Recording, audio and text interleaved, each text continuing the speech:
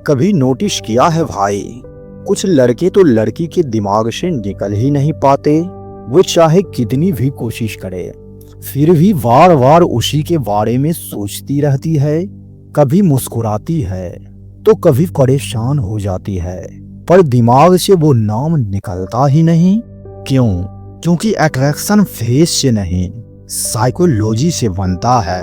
और जब साइकोलॉजी में केमिस्ट्री बन जाए तो वही प्यार नहीं, लत बन जाता है। अगर तुमने पिछला वीडियो नहीं देखा तो उसमें हमने बात की थी कि रिया नाम की लड़की कैसे आरव नाम के लड़के के बारे में सोचना शुरू करती है, बिना आरव के कुछ बोले कुछ करे। क्योंकि आरव ने उसे इम्प्रेस नहीं किया था, बल्कि इमोशनली अंडरस्टूड महसूस कराया था। और यही उसकी सबसे बड़ी ताकत थी। उसने रिया के दिमाग में सेफ स्पेस बना लिया था। पर अब कहानी वहां से आगे बढ़ती है, जहां सेफ स्पेस धीरे धीरे एडिक्शन में बदलने लगती है।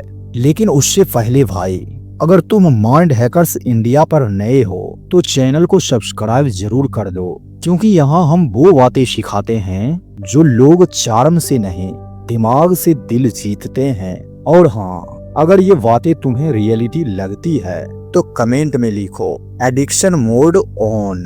अब रिया बदल चुकी थी, वो खुद को समझा नहीं पा रही थी। मैं क्यों हर वक्त उसी के बारे में सोच रही हूँ।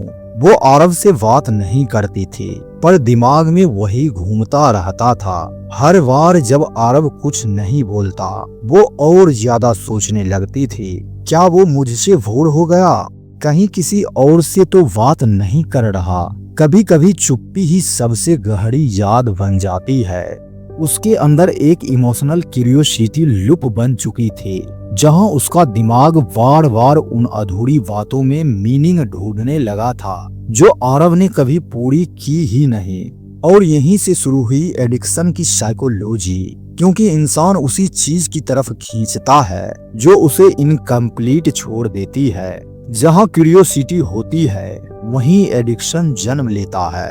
अब रिया हर नोटिफिकेशन में आरव का नाम ढूंढती थी, हर सॉन्ग सुनकर वही महसूस करती थी, और हर नाइट स्क्रॉल में बस वही सोचती थी, क्यों वो इतना याद आता है। वो अब आरव से प्यार नहीं करती थी, वो आरव की अट्रैक्शन की लत में थी।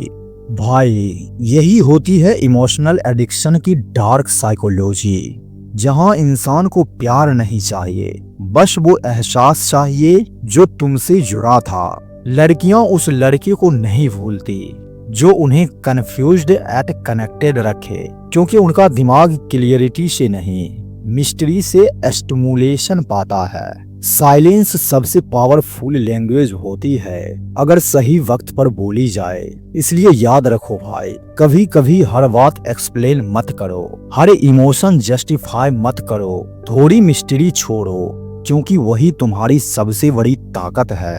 तो अब रिया सोच रही थी, मैं उसे भूलना चाहती हूँ पर क्यों नहीं भूल पा रही। और यही वो पल था जब आरव उसके इमोशन का हिस्सा बन चुका था। तो भाई, अगर तुम ये जानना चाहते हो कि कैसे लड़की को तुम्हारी इमोशन की लत लगती है तो कमेंट में लिखो पार्ट 5 चाहिए, क्योंकि अगले वीडियो में मैं बताने वाला हूँ वो डार्क इमोशनल लूप जो लड़की को तुम्हारी याद नहीं, तुमसे जुड़ी हर चीज की क्रेविंग देता है।